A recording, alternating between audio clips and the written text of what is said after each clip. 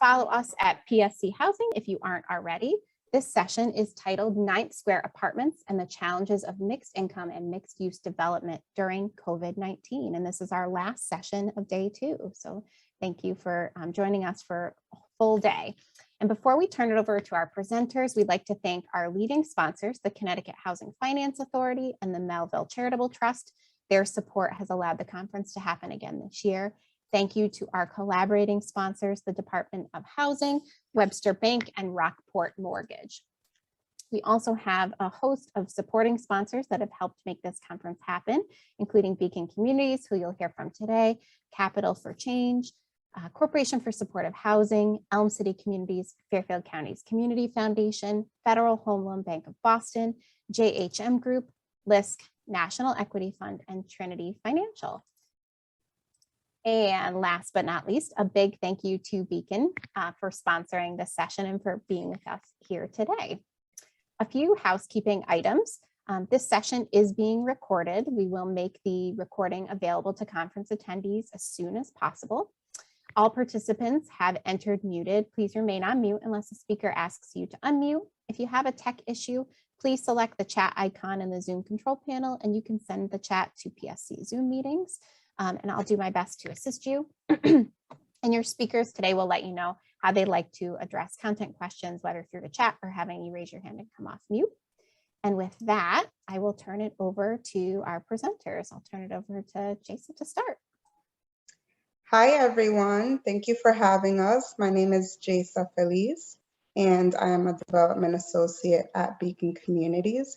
And as Chelsea mentioned, today we will be presenting one of my personal favorite projects that I've done with Beacon, which is the 9th Square Apartments. And we'll be talking about the COVID challenges, as well as a lot of the successes. So I am presenting today with Romulo. Romulo, give a wave.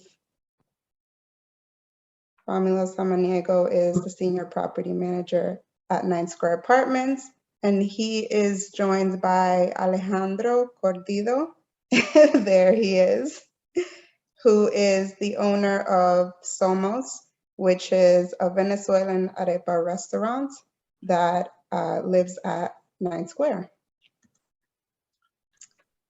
So I will hand it over to Romulo to get us started with the presentation. Good afternoon, everyone. Welcome to our New Haven 9th Square, America's First Planned City historical review. How many of you have been to New Haven, Connecticut? Raise your hand. Great. How many of you have been to Newark, New Jersey? Raise your hand. Let's imagine that he, him, and she, her are walking towards the Long Island Sound to see the sunset. As they get closer to the shore, instead of seeing food trucks, they see a boat full of cocky, raucous Brits and hear them talking in a funny language. He, him, and she, her run back to their village and inform the elder. The elder says, "There goes the neighborhood. Those people look like trouble. We have to move out of here." The raucous Brits unload their boat and you can hear them exclaim, "Praise the Lord!" And thus the New Haven colony was born. They are a small English colony fraught with disappointments and failures. They are gung-ho in bringing order and civilization to this new savage world. And in their quest, they created homelessness and exclusionary zoning. Our Puritan forefathers, in the name of religion, parceled out the 9 squares to create their New Haven colony town. They created their government and stipulated that only eligible voters who were planners could be the members or some other approved churches of New England could vote.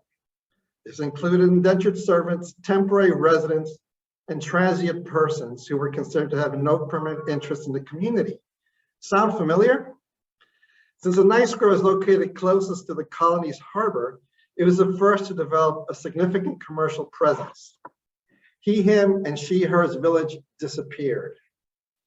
The New Haven colonists eventually got kicked out of New Haven by the local progressives, and they developed Milford and Guilford.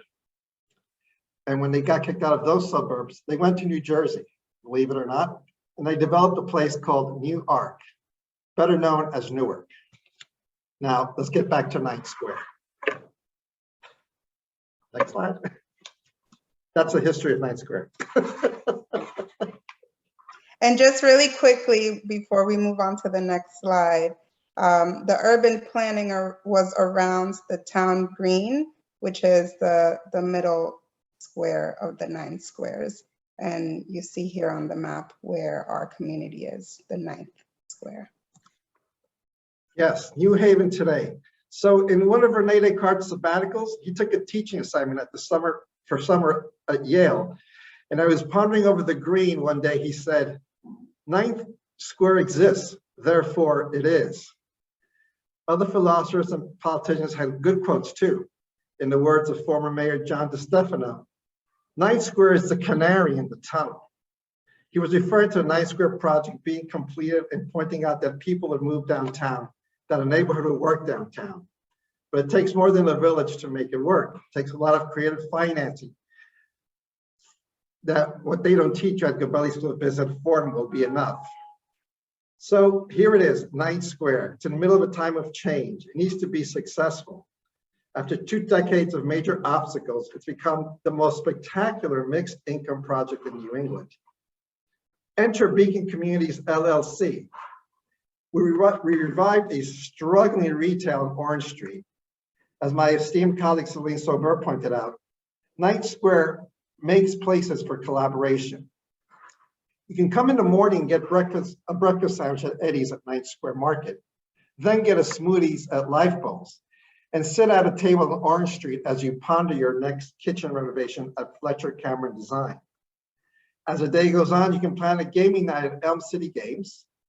You can polish your TEDcast or podcast with RevKev at Baobab Studios, and then have a hearty lunch at Pho Thai for Vietnamese Thai, Mercado Scalpo for lovely Thai sandwiches or dinner, or Somos Arepas for a lovely Venezuelan arepa. You can let your mind travel the cuisine world and enjoy Laziz for Indian food, Royal Palace for Chinese food, Jazzy's for Southern Fusion and Caribbean Market 2 for the vegans of this world. Or you can enjoy a simple pizza salad or panini at Marco Polo's. Some of my lady friends enjoy walking by the Park June Beauty Salon as they admire the latest wedding dress trends at Bridal Trousseau. Some of my coworkers will go as far as necessary to get a haircut at All Star Barber, because not only you get a great haircut, you can watch your favorite game on that TV mirror, which is fascinating.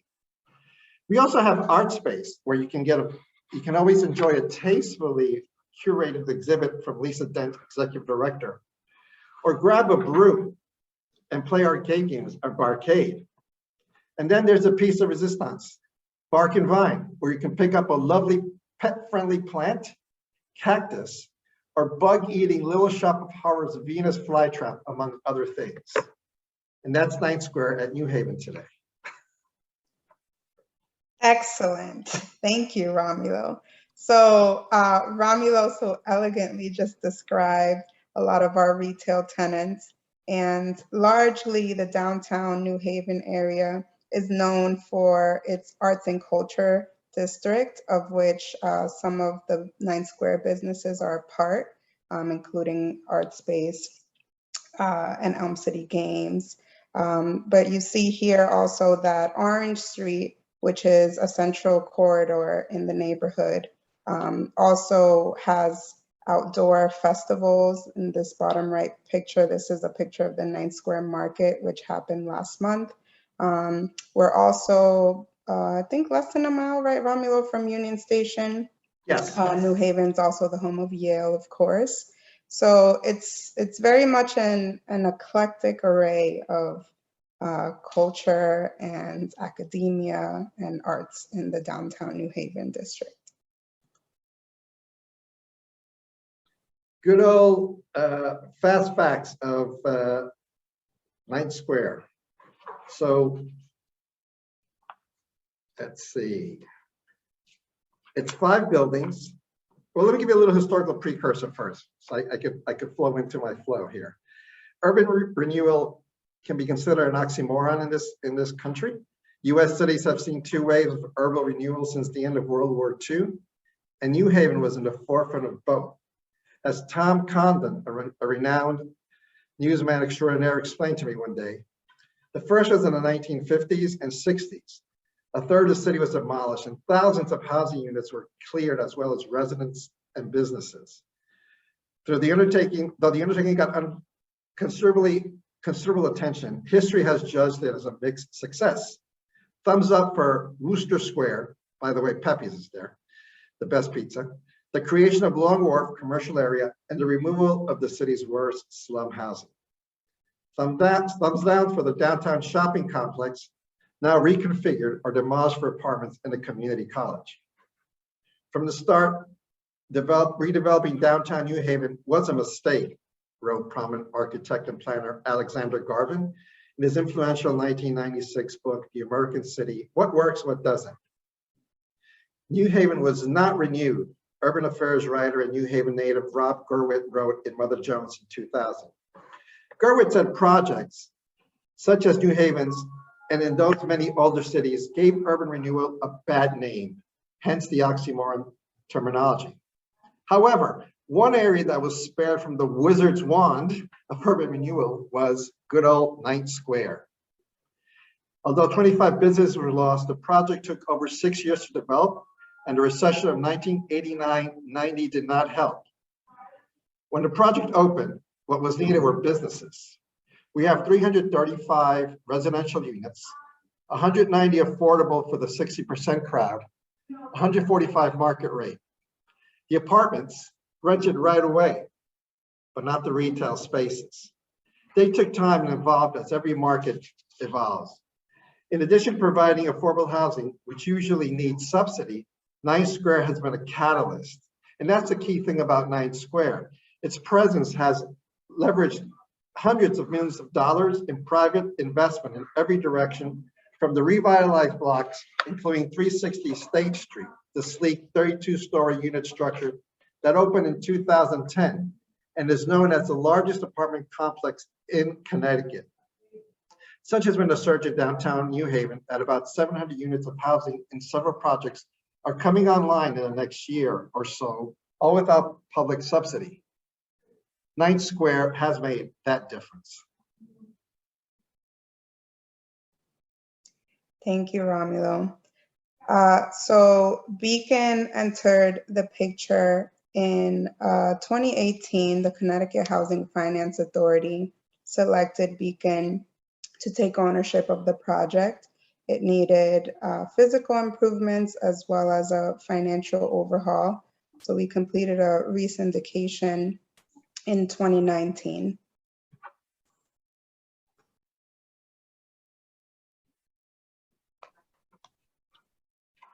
Searching for community. The residents here at Ninth Square are veritable Noah's Ark of the workplace. Everything from Yale research scientists to railroad workers to Knights of Columbus employees to senior citizens. With the State Street train station and Elm City Market nearby, residents can live without a car or not use one very often. We have South Night on Fridays and or Mondays, depending on Mother Nature. We have musical intervention open mic nights and various musical bands that restaurant owners hire to make Orange Street sing. Actually, Salsa Night was brought to us by a resident who loves to dance and share her love of salsa. The closing of a street allowed us to tee up for a night market, a unique town green marketing phenomenon. The secret to our success with community engagement is that we listen, we reflect, we validate, and we normalize. We bridge the gap of our socioeconomic experiment with a lot of music and art. Thank you, Romulo. So when Beacon came into the Ninth Square picture, we took our time to really get to know the property, to get to know the businesses, and to get to know the residents. And there was definitely a sense of lack of community amongst the residents. They were wanting for more events, more socialization, getting to know their fellow residents, and feeling heard by property management. And so some of the initiatives that Romulo just described, and also just, our property management team's approach to interacting with residents, that those are some of the ways that Beacon's involvement, we believe, has improved the resident experience and has helped residents to feel valued, to feel included, and to feel like their voices are heard and their opinions matter. So the pictures shown on the screen are from a resident meeting that we did when we were first starting the redevelopment in the summer of 2019. And as you can see, we had 68 residents attend, which for a community meeting is a pretty good turnout, and lots of pizza, which always works wonders for turnout. So in 2019, we closed on the re-syndication. At that time, there was an infusion of capital, and we took that as an opportunity. And that infusion of capital was from the Low-Income Housing Tax Credit Equity Program and Connecticut Housing Finance Authority loans. And we took that as an opportunity to build on 9 Square's existing strengths and to transform the property. So as mentioned earlier, after being selected, we began the due diligence process to learn everything that we could about the property, the residents, the businesses, and the community at large. And after that due diligence period, we came up with a redevelopment plan, which was guided by this vision of what we wanted to accomplish at the project. So the first and foremost thing, which Romulo and I just talked about a little bit, was to improve the resident experience and quality of life. And the way that we intended to do that was not just through the physical construction, but also through the creation of community. So yes, we were to provide, safe and high quality, affordable housing through the physical construction, but I can't stress enough the importance of experienced and caring management staff to interact with residents on a daily basis. In terms of the construction, the renovation scope included upgrades to mechanical systems. We also updated interior and exterior common spaces. So this includes hallways, lobbies into buildings, the community space, which is called the Carriage House. So just kind of speaks to the historic nature of these buildings, as well as the exterior courtyard.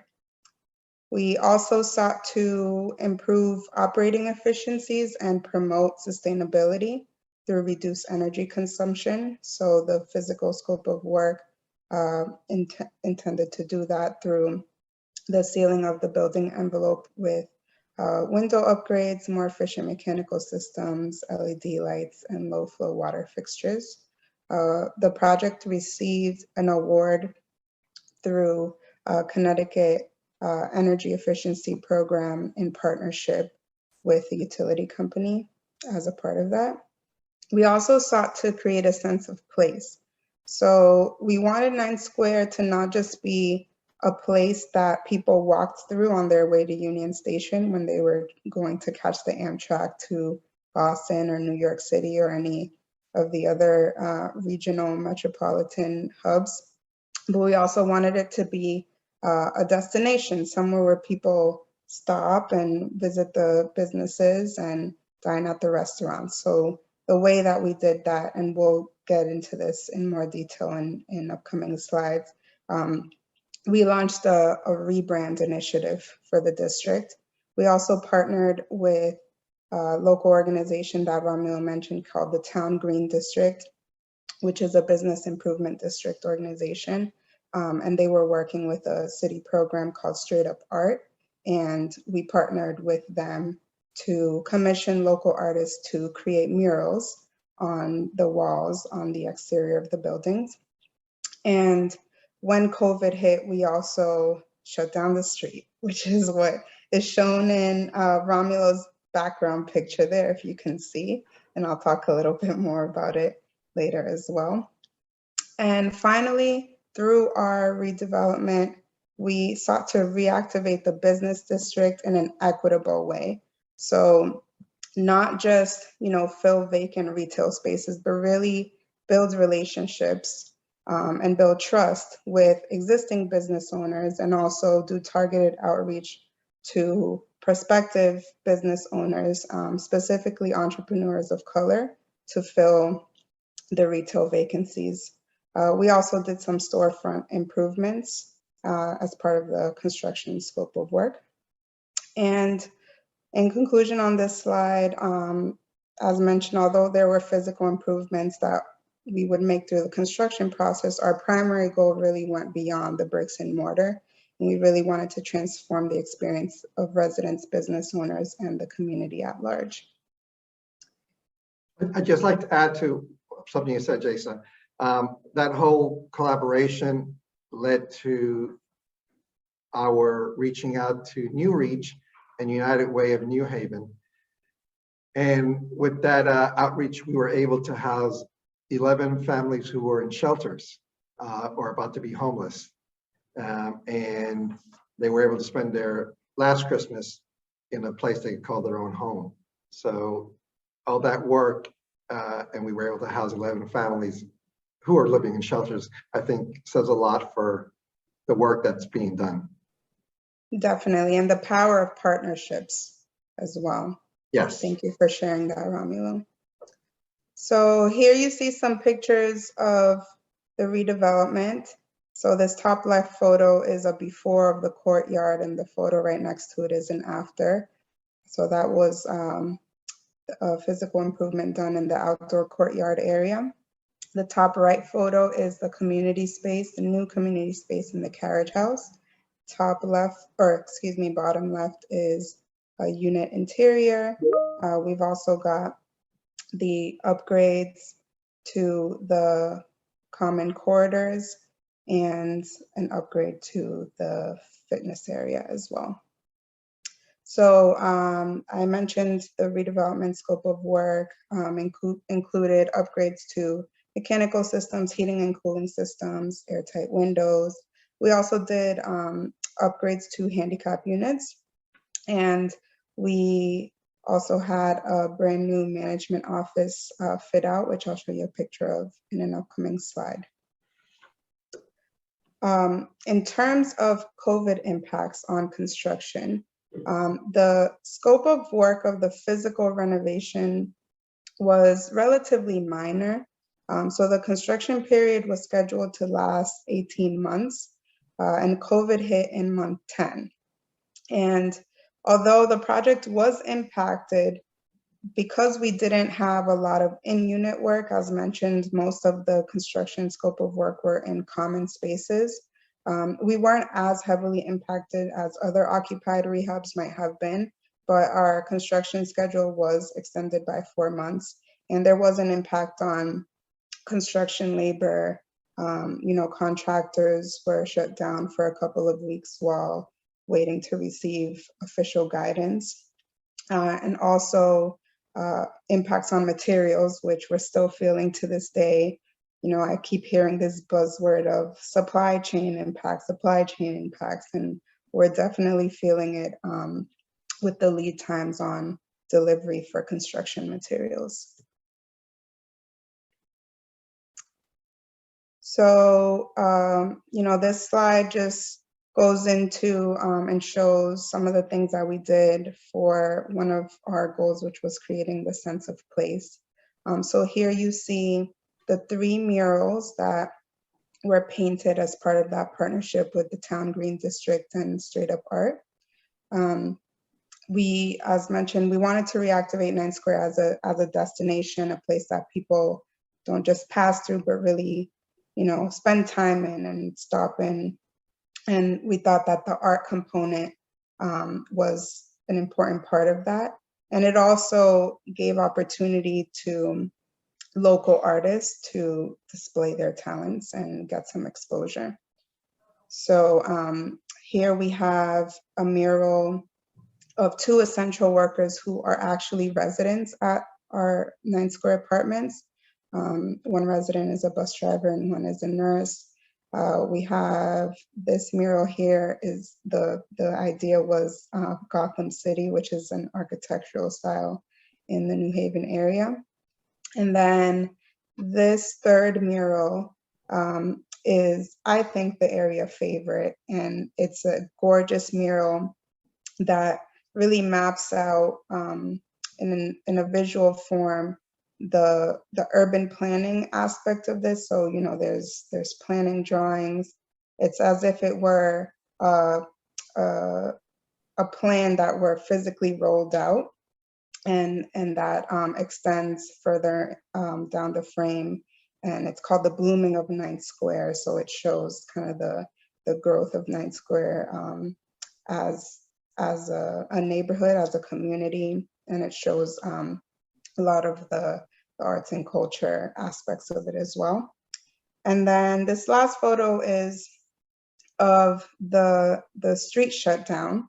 So when COVID hit, you know, the small business community really got hit hard. You know, everyone was struggling to bring customers in because of stay-at-home orders, especially businesses that relied on in-person customers. So in the summer of 2020, we partnered with the city to close down Orange Street, which was that main street that we showed in an earlier slide. That's the main thoroughfare of the neighborhood. We closed it to vehicular traffic, painted the street, brought some outdoor seating and tables and some outdoor games, and used that as a way to attract pedestrian traffic and attract people back to the Ninth Square area in a fun way and in a safe way. I will also point out this bottom left logo and tagline, which is part of the next aspect of creating a sense of place, which was our rebrand initiative.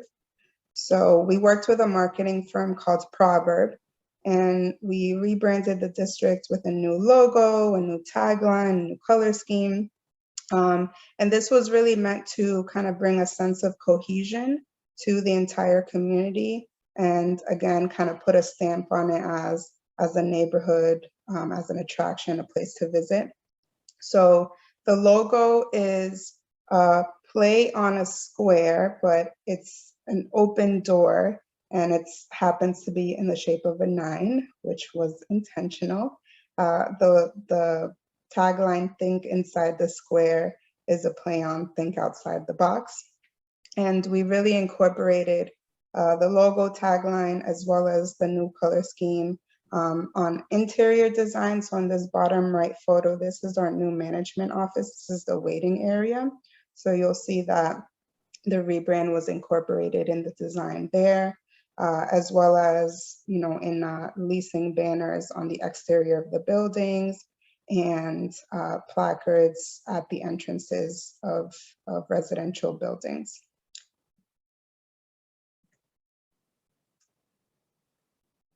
And finally, from my section, you know, as I mentioned before, when talking about reactivating the business district, we're not just talking about filling vacant retail spaces. We really saw those vacant retail spaces as a way to provide opportunities, and kind of our part that we could play in targeting the racial wealth gap, which is to provide opportunities for entrepreneurs of color to become business owners and to come open their business in Ninth Square.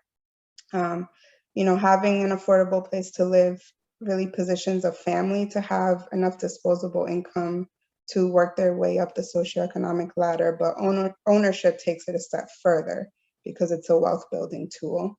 And so we saw these vacant retail spaces as an opportunity in that way. And so here you see some of our new business owners, Jason Watts in the top right corner, who just opened Jazzy's, which is a Caribbean and soul food restaurant and jazz lounge. We also have on the bottom left, Ralph, who's originally from the Philippines, he opened Bark and Vine with a business partner. And then we also have a new barbershop open, and Somos opened as well. So we had 5 businesses total. The other one was a smoothie shop that opened. 5 businesses that opened during the pandemic, which is a great feat. And Alejandro will talk in a minute about his experience on that. And, you know, since taking ownership, Beacon filled about 28% of the total retail square footage. There's 50,000 square feet of retail, and we filled 28% of that since taking ownership. On the top left, you also see physically what we did to the storefronts. The top left is a before picture and the right is an after.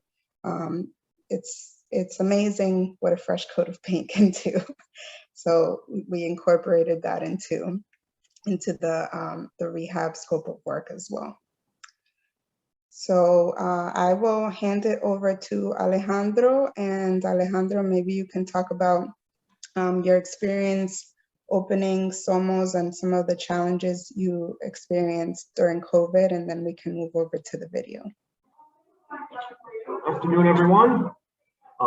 Thank you guys again. Honored to be a part of this and just kind of share my perspective and just talk to you guys as a business owner here at 9 Square. So a little background, my brother and I, we are from Hamden, which is a town close to New Haven. We obviously frequent to New Haven and kind of always wanted to open up a business. So we decided to open up in 9 Square. We knew it was an up and coming area. You know, we've heard of, you know, this company Beacon coming in, taking over and, you know, making a lot of changes. So we decided to kind of jump in early with them and, you know, hopefully grow alongside them. Opening during COVID obviously was not part of the plan here for us. We were slated to open up in March. We were waiting on our final permit. And then we get a call from the health department saying, unfortunately, they cannot come to issue the permit. So we're kind of stuck with a finished restaurant and not able to open. So obviously, you know, right off the bat, we're faced with this incredible, stuck in this position of a place, but obviously cannot open to the public here. So those first, you know, couple months were obviously, you know, you're worried. You're worried about kind of what's going to happen, when you can open. You know, are you actually going to get people to come and try your food? Being a new restaurant also, you know, one of the struggles was no one really knew who we were. People were afraid to go out. People were afraid to, you know, eat in restaurants, to get food from restaurants. So not having a rapport with someone, you know, they were skeptical about trying somewhere new for safety reasons. You know, who are these people? Are they taking all the precautions and, you know, making my food and all that fun stuff? But needless to say, June came around, we were able to open. Again, as the guys here were saying, Beacon, they were able to shut the street down for us. That was huge. Everyone wanted to be outside. People felt a little bit more comfortable going out after kind of being, you know, locked up for the past couple months, the kind of springtime there. So when summer came around, you know, everyone wanted to be outside. They felt comfortable eating outside. And again, Beacon just really helped us with shutting down our street. We were able to, you know, double our dining room. You know, people were comfortable. We were able to kind of, you know, show our food, showcase kind of who we were, while, you know, obviously sticking to all the CDC guidelines in terms of safety and healthy for everyone. But kind of once things got going, you know, we kind of hit the ground running. So a lot of challenges at first, but very grateful for Beacon. You know, they definitely helped us throughout the process, making it easy for us to kind of, you know, stay open in a crazy time like this. So just lucky to be here a year and a half later. Thank you, Alejandro. And now we have a special presentation, which is a pre-recorded video from Alejandro and Romulo, who will show you how to make Venezuelan arepas. So I'm going to share that video and I hope you enjoy. Thank you, Jason. So there is a huge, and it still goes on to this day, Venezuelans, Colombians who made the first one. Select the right. Yes, good morning, everyone. Welcome to Beacon's first cooking show with our chef Alejandro. Morning, everyone. Welcome with my guest star, Cooking with Rom. Yes. Yeah, so just a little quick background on myself. Both my parents were born and raised in Venezuela. So obviously the food that we'll be cooking today is Venezuelan arepas.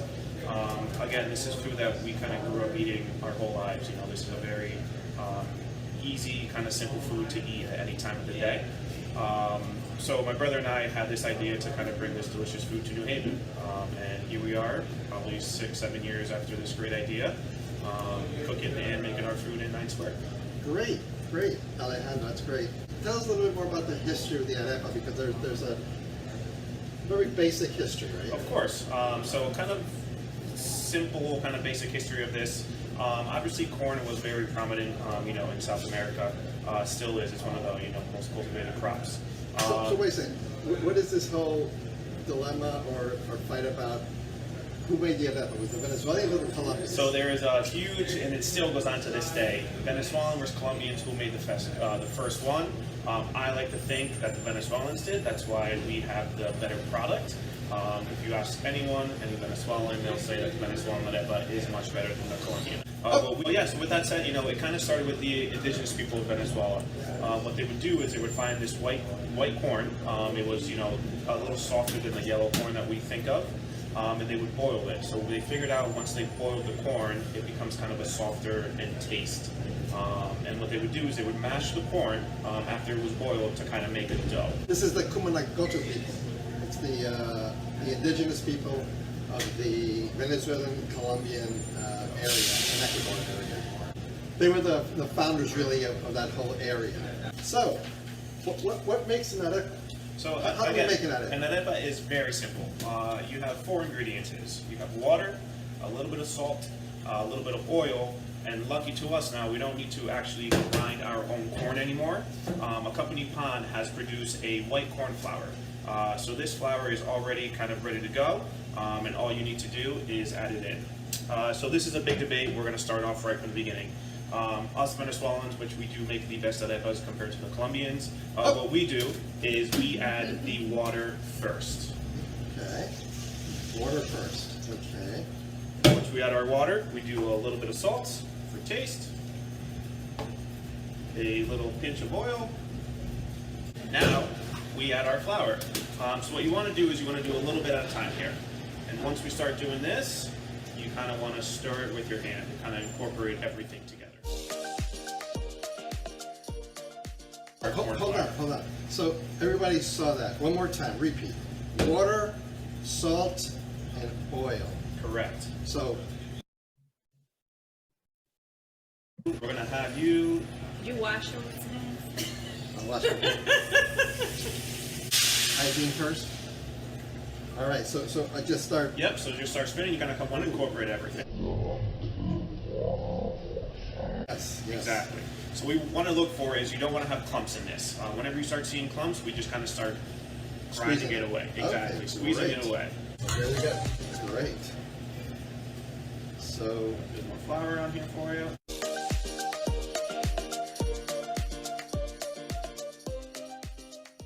yes, there's always a need of more flour.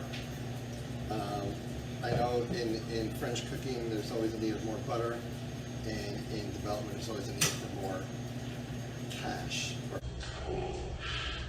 I am doing my kneading expertise. Wonderful. And it's much easier, or it's just as complicated as putting a formal tax credit deal together, because you have to knead a lot, because you need a lot. All right, now what? Beautiful. So now we take a look at this and see how it is. All right. And so again, you want that kind of smooth consistency here. Very nice, Which very Rob nice. did a great job. Thank you. We'll add a little bit more flour just to tighten this up. Again, you want it very smooth. You don't want it too wet. You don't want it to kind of stick all over your hands. But again, you don't want the flour too dry. If it's too dry, it starts cracking, and that is a no. So how did you find us? How did you get here? So my brother and I, again, we were I born mean, in Hamden is kind of far away. Yeah, we're born and raised in Hamden, you know, a couple towns over. But growing up, we always were in New Haven. That's a very suburban place. Very suburban, absolutely. Very suburban place, very different than downtown New Haven. But you went to school there? So I went to school, yep, correct. We went to school in Hamden. From there, I did high school in West Haven, which is another town. Are there a lot of Venezuelans there, Latinos? Not many. Yeah, not many Venezuelans. Growing up, you know, I was one of the few Venezuelans that I knew. So I'm sure you had friends who came over to the house. Absolutely. And so obviously, you know, growing up in Hamden, a lot of white friends, and they would come over. And again, this was food that we ate all the time. So when my mother was kind of making this food for us, again, you know, if they slept over, we had this for breakfast. I mean, obviously, having these kids try this food, they never really had it. And when they did, you know, I was surprised of how much they loved it. I think everyone is, you know, always looking for something a little different. And, you know, they may be a little kind of nervous at first, but when they tried this food, they loved it. So, you know, growing up, I always had friends who wanted to come over for dinner, come over for, you know, for lunch, and just try this delicious food that my mother used to make. you know what makes you think about NIMBY? Not in my backyard. People don't want affordable housing, and then when it's there, they don't even realize it's there. And then this whole different socialization occurs. It's usually it's on the positive side. That's a wonderful story. Absolutely. So now what do we do with this? Correct. So now we're just kind of letting this sit. Again, you want to just try it out, make sure, you know, it take a feels little good. bit? Yeah, absolutely. What you want to do now is you take a little bit and you kind of want to make a little ball here in your hand. This feels like Play-Doh. Like Play-Doh, Yes, exactly. Yes, edible Play-Doh. So once you kind of make a nice little ball in your hand, Yes. what we want to do is want to flatten it out. You want to make like a disc out of it. But you know what I heard? You're supposed to make a little flying saucer. I think that's from the Indians because Okay. they had flying saucers. Saucers? I visited them when they were doing this 2,000 years ago. So there's my little flying saucer. This is my little flying saucer. And you put some pressure. Yep. What am I supposed to do? So kind of roll it in your hands. Again, that's kind of the flying saucer that you are looking for. Oh, I thought I had to do flying saucer first. And then we just flatten it out. Yeah. And again, using it in the middle of your palms. You want to get that nice. So some people like it thick, some people don't like it too thick. Here at Somos, we do kind of thin. That way it makes it kind of a little shell of it, and then all the flavors, again, come from what we put inside of it. So why is your arepa bigger than mine? So I am a pro at this, Rob, so I have been doing this for many years. But obviously, you know, the more dough that you start with, Yeah. the bigger your All right. arepa will come. All right, so that's the secret. So this is it. All right, so now what do we do with it? All right, so now we're going to put this on the grill. Okay. On the plancha is what we call it, and then we're going to just let it cook for a little bit. Okay. Well, Chef Alexandro is putting that together. Did you know that for every 100 typical low-income housing tax credit apartments, it'll generate $7.9 million in the first year and $2.4 million annually? 9 Square, to its credit, has 190 low-income housing tax credits apartments. Typically, 100 units of tax credit apartments produces about 122 local jobs in the first year and 30 jobs annually. 9 Square not only has created jobs, and more importantly, created businesses. Soma alone employs 7 people, 3 full-time, 4 part-time. Now we have 25 retail establishments here. So let's do the math. They did 7, so 7 times 25 is, we've created about 150 jobs just by having 25 stores on average. So that is wonderful. On average, also in the first year, 100 tax credit apartments will create about $827,000 in taxes and $441 annually. 9 Square alone has to pay over $600,000 in real estate taxes, not to mention sales taxes and all the other taxes we help generate. All right, let's put these puppies to fry.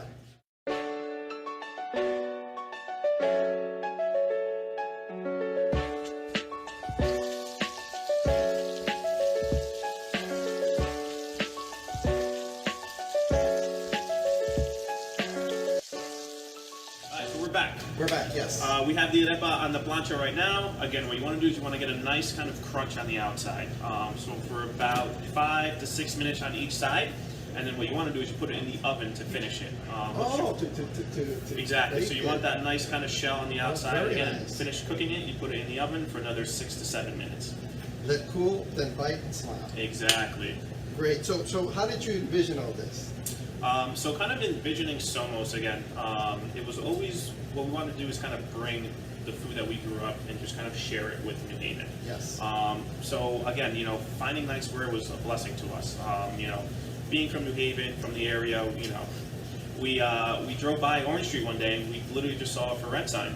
You know, we knew Wait. Why did you drive by Orange Street? So we knew that Ninth Square was going to be going under a change. I have an older brother who is in real estate, and he brought us to this section of town.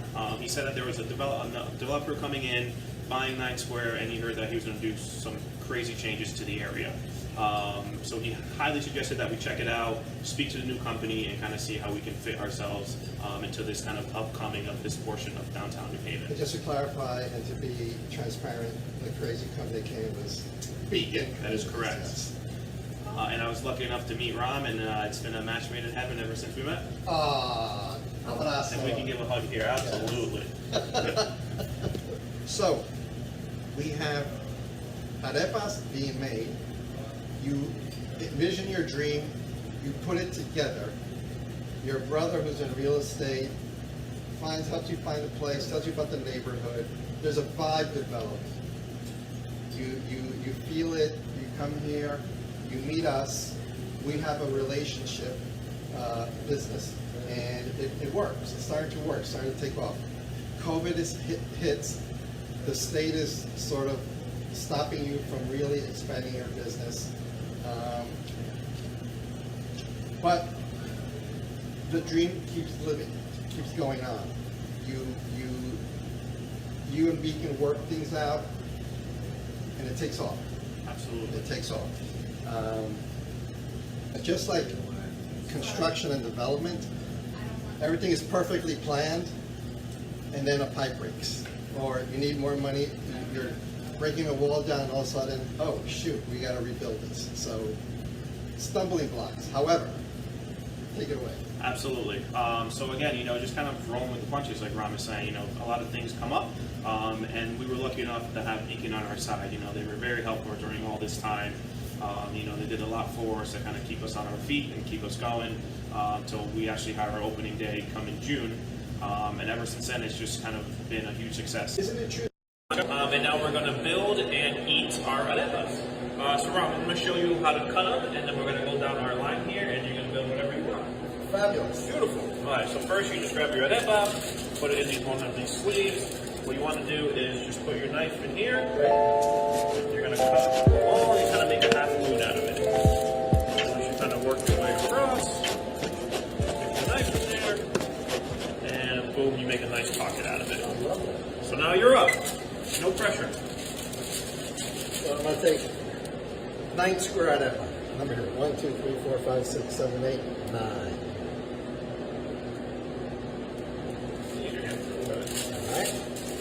This is hot. It's hot. Beautiful, bro. There we go. Perfect. That one. All right, now we're going to stuff it. All right, so I'm going to make our traditional pabellon arepa. So the pabellon is very simple to make. You're going to grab a little bit of your shredded beef here.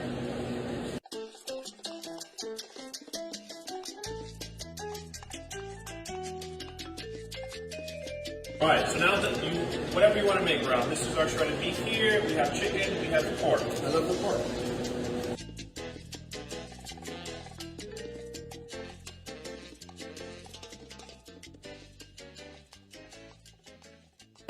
Beautiful. All right. Well, cheers, Rob. Cheers. And now the best part, enjoying these delicious arepas. Yes. Cheers again. Cheers. Salud.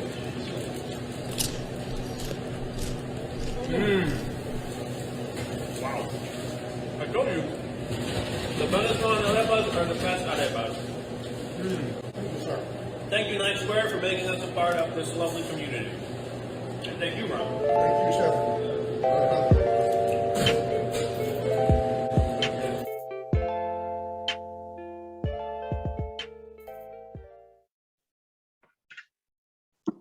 Holy cow. So you just watched Romulo and Alejandro take a big bite of an arepa on live Zoom television. I hope that you enjoyed that. Thank you for watching, and we are going to conclude our presentation with some reflections, which I will share my screen on now, and then we will move to questions, and we can take questions by unmuting. So if you have any questions that you can think of while I pull this up, you can think of them now. And in the meantime, just to kind of wrap up, you know, some of the big takeaways that we've gotten through this now 2.5-year process of the redevelopment at 9 Square has been the importance of building trust. You know, we talked about building trust with existing building owners, with, business owners, with new business owners, with residents, with local area partners. You know, Beacon was coming in as a new developer, new to downtown New Haven. We have other Connecticut properties.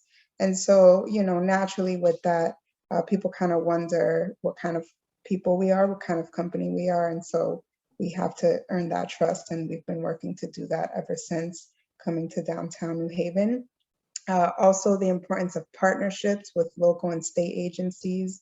If I sat here and named all of the partners that we worked with, we would run out of time. But, you know, the Town Green District, Straight Up Art, the City of New Haven, Connecticut Housing Finance Authority, you know, our contractor, our architect, just to name a few, and there are many, many others.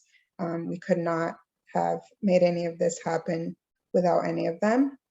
And, you know, just having gone through a redevelopment and owners having opened businesses in 9 Square during COVID, all of that happening at the same time. You know, I'm glad that we had already built a strong community before all of that happened, you know, by building those relationships with residents and business owners, because the strength of our community really helped us to come together during this time of adversity during COVID. Romulo, Alejandro, any final thoughts to add before we open it up for questions? Ready for Q&A. All right. Thank you all for your attention, and we will open it up for questions.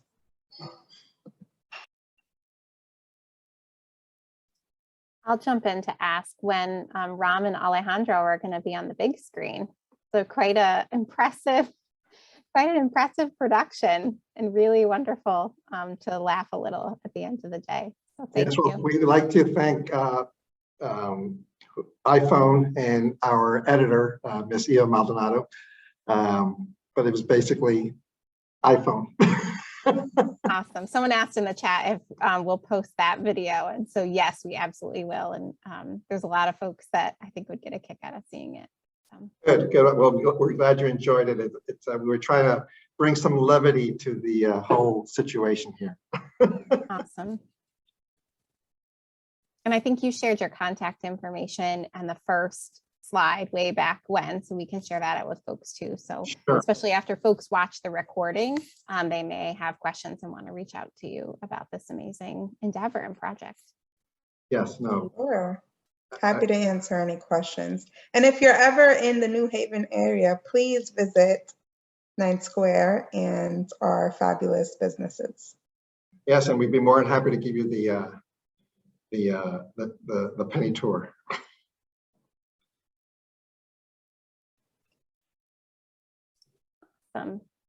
Jaissa, I'm going to do a couple quick closing notes, and we only have a couple people who've stayed on with us to the end, but I just want to plug that tomorrow is our last day of the conference, and we'll hear some opening remarks from Nandini Natarajan from CHAFA, and hopefully from the Commissioner of Department of Housing, who we weren't able to have on Monday due to tech issues. It's hopefully going to be able to join us.